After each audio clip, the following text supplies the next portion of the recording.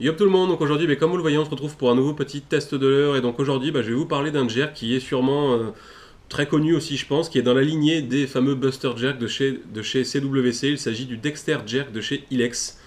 Donc au niveau des caractéristiques, c'est un jerk qui existe en 3 tailles, 70, 120, 148. Là, c'est la version 120 que vous avez devant les yeux. Et au niveau des grammages, 16 grammes pour le plus petit, 60 grammes pour celui-ci et 100 grammes pour le plus gros.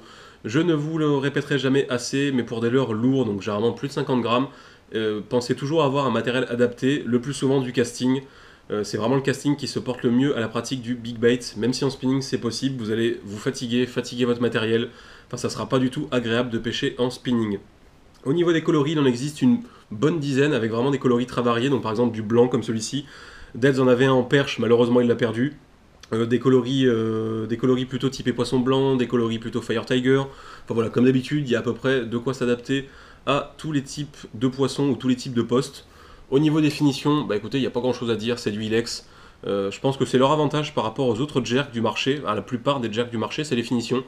Les finitions sont vraiment très très jolies, je ne sais pas si vous allez bien voir. Là, vous avez même le petit rappel de la nageoire en jaune. La couleur est très bien appliquée, vous avez les petites paillettes dessus, les petites écailles qui sont gravées dans le leurre tout le long. Le petit Dexter Jerk 120 qui est marqué ici, peut-être vous le mettre dans le bon sens, avec un effet un peu fait au tampon là. Nous, ça nous a toujours fait penser à la série Dexter pour ceux qui connaissent. Voilà, une finition vraiment rien à dire. L'œil aussi qui est très bien implanté, qui est joli. Les hameçons, il n'y a pas grand chose à dire dessus. Même si c'est vrai qu'au premier abord, je les trouve un petit peu légers. Deads a pris plus d'une dizaine de poissons sur le sien, il n'a jamais eu de problème. Donc là-dessus, pour ceux qui connaissent vraiment, vous me direz, mais logiquement, les hameçons, je pense pas qu'il y ait de soucis. Au niveau du prix, donc ça vaut une quinzaine d'euros, simplement comme la plupart des jerkbaits du marché. Je sais pas pourquoi, j'ai l'impression qu'ils sont tous alignés sur le même prix. Les 3/4 des jerks du marché valent 15 euros à peu près. Et une autre caractéristique de ce leurre que je vous ai pas parlé, c'est le bruit. Voilà, je pense que vous avez entendu, ce leurre est une maracas ambulante, c'est un truc de fou. C'est pareil, je pense que c'est l'un des leurres qu'on a qui fait le plus de bruit. Donc c'est bien et pas bien. Sur des poissons très actifs, qui vont vraiment être très énervés, ou qui vont vraiment avoir, on va dire, un bon appétit, ça va les déclencher direct. Deads voilà, m'a dit qu'au niveau de l'animation, généralement, c'était une grosse tirée avec du bruit, une pause, ça prenait. Sur des poissons un peu méfiants, un peu timides, qui ont déjà entendu trop de billes, je pense clairement que ça va faire fuir tout le monde aux alentours. Donc voilà, c'est un leurre à voir, mais il faut faire attention où vous pêchez. Au niveau des poissons cherchés, vous en doutez, ça va s'adresser principalement à du brochet, surtout dans la taille 120 et 148.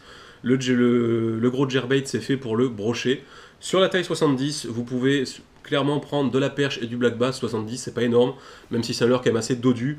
Une bonne grosse perche ou un bon gros black bass n'aura absolument pas de mal à monter dessus, mais sinon ça se destine principalement à la recherche de notre ami le brochet.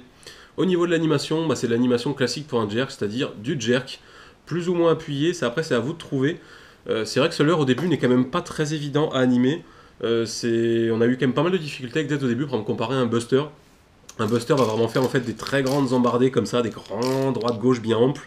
Celui-ci, non, pas du tout, c'est plus des embardées mais beaucoup plus fines en fait. Il va vraiment faire des plus comme ça, voilà, des petits trucs comme ça. C'est pas évident, franchement, au début on a cru même que le leurre nageait mal, mais en fait il faut vraiment trouver le coup. C'est pas la même nage que les autres. Au final, c'est quand même un leurre qui prend beaucoup de fiches. Deads dernière, pour le peu qui s'en est servi en Ariège, a fait, je pense, une dizaine de brochets dessus. Il a même fait une perche de 40 sur celui-ci sur un 120. Donc pour vous dire, quand les perches elles ont faim, généralement ça les dérange pas trop. Mais voilà, l'animation, c'est à vous de trouver. Ce que je vous conseille, si vous le prenez, c'est quand même de vous entraîner un peu, soit si vous avez une piscine ou sinon dans une rivière, où vous avez de la visibilité pour voir vraiment ce que fait votre leurre. On va passer maintenant au niveau des avantages et des inconvénients. Donc premier avantage, je vous l'ai dit de manière au début, c'est les finitions. Ilex, de toute manière, tous leurs leurres sont bien finis. J'ai jamais vu un leurre Ilex qui était mal fini. Tous les coloris sont magnifiques, toujours aussi. Ça, Ilex, généralement, on n'est jamais déçu là-dessus. Les hameçons, écoutez, il y a plein d'y avoir souci là-dessus. Après, vous nous direz quand même dans les commentaires, pour ceux, je pense qu'il y en a qui pêchent beaucoup plus que nous, big bait, pour ceux qui ont vraiment pêché beaucoup avec ce Dexter Jerk, pour voir si les hameçons sont perfectibles ou pas. Au niveau des inconvénients, voilà, peut-être la nage. C'est pas vraiment un inconvénient, mais c'est juste qu'en fait, il s'anime pas vraiment comme tous les autres jerks, en fait. Faut un peu tâtonner, je pense, pour trouver sa nage. Je trouve que nous, je sais qu'on avait galéré un peu au début. Donc ça, après, c'est à vous de voir, mais ça reste quand même un super jerk, je pense, à avoir dans sa boîte. Là-dessus, je pense vous avoir tout dit. Maintenant, on passe directement à la nage filmée dans la piscine.